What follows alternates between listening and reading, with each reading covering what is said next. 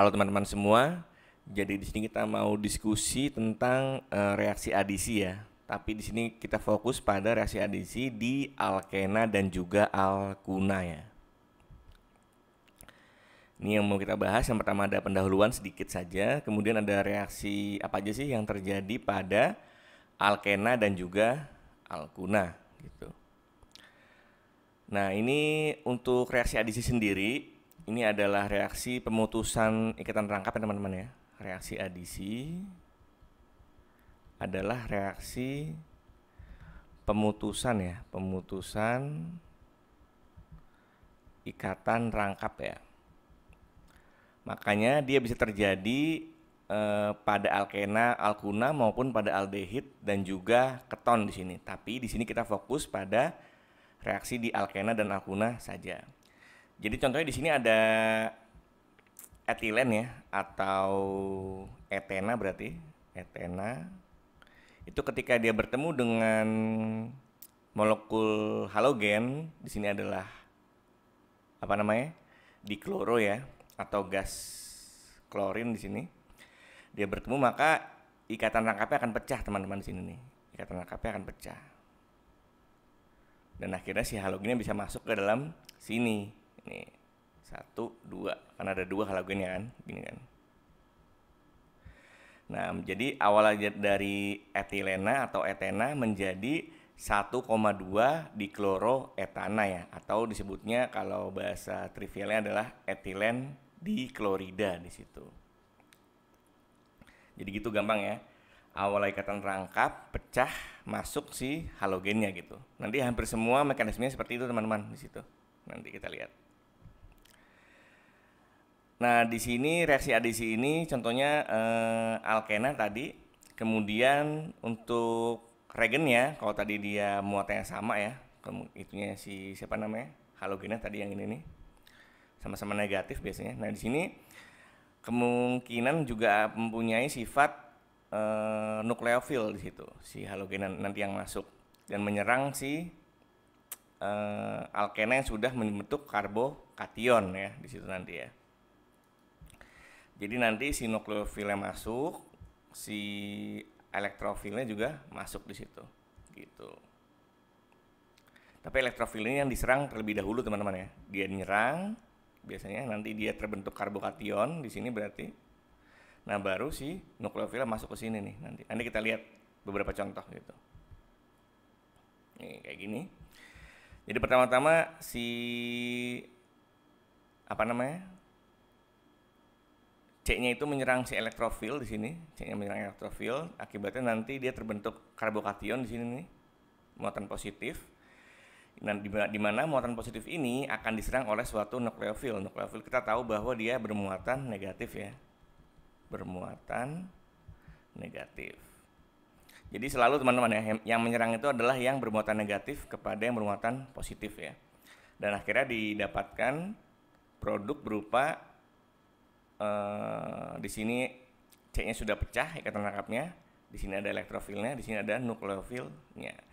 Nah untuk lajunya sendiri itu yang penyerangan dari alkena maupun alkuna untuk menyerang si elektrofil ini dia lajunya lambat, jadi ini yang dihitung sebagai laju teman-teman. Tetapi untuk penyerangan nukleofilnya dan membentuk produk itu dia lajunya cepat, jadi tidak bisa dihitung sebagai laju ya nanti ya. Ini contoh pertama, itu ada penambahan, nah ini contoh reaksinya ya. Penambahan atom hidrogen pada alkena maupun alkuna dengan menggunakan katalis platina ya di sini ya.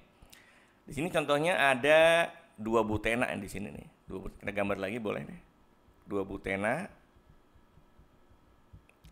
Ketika ditambah H2, maka akan membentuk N-butana, sorry. Dimana nanti H2-nya ini ya akan masuk di sini nih ya. Ini gampang lah ya, masih gampang ya. Si ikatan rangkap pecah, H-nya masuk 1, H-nya masuk 1 ya, gitu. Terus yang kedua itu ada adisi hidrogen halida ya, hidrogen halida pada alkena ya. Di sini contohnya propena ya. Kita gambar aja. plus HBr. Ya. Nah, untuk reaksi ini itu ada dua produk ya. Yang pertama produk yang ini nih teman-teman.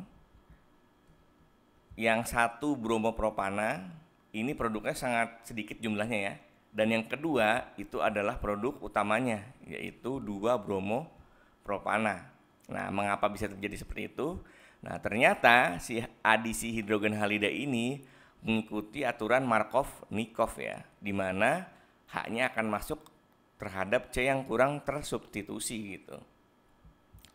Di sini kan ada dua nih C-nya nih, C yang ini dan juga C yang ini kan.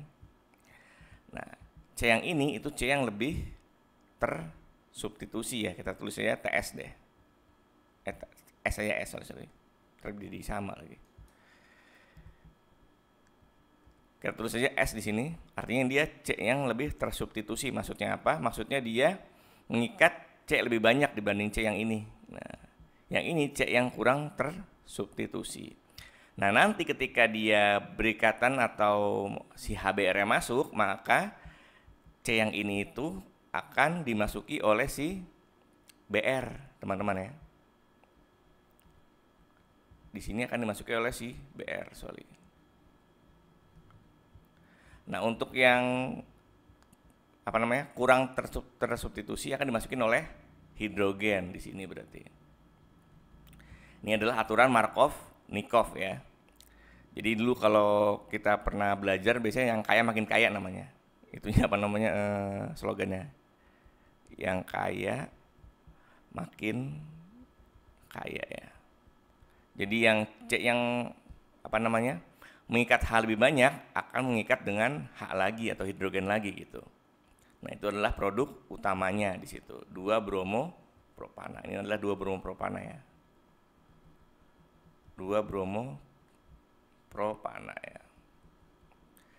Jadi ini harus diingat juga teman-teman ya. Jadi untuk beberapa atau hampir semua reaksi adisi itu adalah mengikuti aturan Markov-Nikov ya, di mana si H-nya akan masuk ke yang C yang lebih kurang tersubstitusi atau mengikat H lebih banyak di situ ya.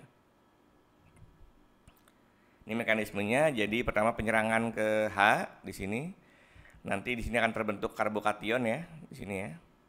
Terbentuk karbokation nih di sini nih. Baru si Br-nya akan menyerang di situ ya. Gitu. Nah, di sini coba kita kerjakan ya. Ada problem atau ada soal nih. Ini ada bentar. Seperti ini, ininya prekursornya ya. C. Nah, ingat kalau misalnya kita mengikuti aturan Markov-Nikov ya, HCl ya. Nah, berarti di sini kan C-nya ini C yang tersubstitusi ya, karena mengikat banyak C lain kan. Sedangkan C yang ini adalah C yang kurang tersubstitusi ya di situ ya. Artinya maka C yang ini itu akan mengikat H, sedangkan C yang ini akan berikatan dengan si Cl ya. Berarti produknya gimana teman-teman? Produknya berarti seperti ini. C di sini Cl, berarti C-nya udah pas nih 4 nih. Di sini berarti adalah H ya. Seperti itu produknya ya. Gitu. Nah, lanjut lagi sekarang kita mau tebak nih, bukan tebak sih, maksudnya kita duga apakah prekursornya dari produk seperti ini gitu. Nah, untuk produk seperti ini berarti ada kemungkinan ada 3 nih, udah jelas ya. Gambar dulu berarti 1, 2, 3 Cl di sini. CH3 C. Nah, berarti kalau misalnya Cl lepas nih awalnya atau dia awalnya dari alkena maupun alkuna, berarti kemungkinan dia seperti ini ya. Nah, atau juga ya dia seperti ini juga bisa nih teman-teman nih, kayak gini ya. Atau juga dia seperti, kita gambar dulu. Ini ya berarti ya. Nah, berarti kemungkinan ada 3 kemungkinan. Yang pertama adalah seperti ini produknya. Yang kedua adalah seperti ini ya. Yang ketiga adalah seperti ini, gitu. Jadi ada 3 kemungkinan produk. Kemudian selanjutnya adalah reaksi adisi hidrogen halida pada alkuna di situ. Nah, di sini karena alkuna itu dia punya 2 ikatan rangkap dari situ ya. Jadi bedanya kalau misal tadi alkena itu hanya 1 molekul hidrogen halida, contohnya untuk mengadisi 1 ikatan. Untuk alkuna dia untuk membentuk produk 2,2 dikloropropana dia butuh 2 molekul, berarti lebih banyak 2 kali lipat dibanding dengan alkena di situ. Ya. Ini mekanismenya, jadi dia juga mengikuti aturan Markovnikov ya. Penyerangan ke hidrogen dulu, terbentuk karbokation, di situ nanti si Cl masuk di sini, ya. Baru dia nyerang lagi di sini H-nya 2 kali penyerangan, terbentuk karbokation lagi dan akhirnya Cl masuk lagi di situ ya, gitu. Lalu selanjutnya ada adisi H2O pada alkena di situ. Di sini berarti sama produknya juga Markovnikov teman-teman ya. Mengikuti aturan Markovnikov. Jadi awalnya itu ada alkena di sini ya, alkena. Nanti ketika dia masuk H2O-nya, maka akan terbentuk produk yang Markovnikov juga. Jadi si C yang ini itu kan berarti C yang kurang tersubstitusi ya, yang ini lebih tersubstitusi karena mengikat 3 C lain kan, sedangkan ini hanya mengikat 1 C, berarti H-nya akan masuk ke dalam sini nih, OH-nya masuk ke dalam sini dari H2O ya, begitu. Ini mekanismenya, pertama penyerangan ke H dulu, terbentuk karbokation seperti biasa, kemudian H2O-nya masuk ya di sini ya, dan akhirnya H-nya lepas dari si H2O membentuk OH di sini. Jadi awalnya tadi adalah 2 metil propena ya menjadi ters butil alkohol ya sebagai produk major atau produk utama di sana. Nah, untuk yang alkuna juga sama di sini. Cuma bedanya kalau misalnya alkuna itu awalnya produknya menjadi 0 ya teman-teman ya, enol sorry. Dari 2 butena ya di sini, 2 butena itu menjadi enol ya, seperti ini nih.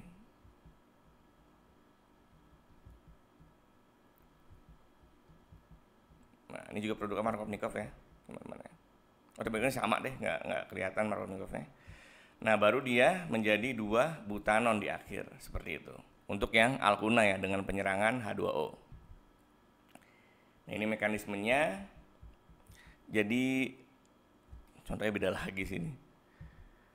Di sini 2 pentuna, berarti di sini ya 2 pentuna. Ini sama harusnya ya. 2 butena itu menyerang, nanti dia membentuk enol. Enol ada 2. Karena kan, tapi yang utama yang ini ya teman-teman ya, utama yang ini. Bukan utama yang ini, dia karena sama sih sebenarnya di sini. Dia nggak bisa Markovnikov karena dia sama nih kedudukannya, C-nya sama-sama mengikat 1 C gitu. Jadi ada kemungkinan 2 produk, kemungkinan dia akhirnya menjadi keton. 1 menjadi 3 pentanon, 1 lagi menjadi 2 pentanon di situ ya.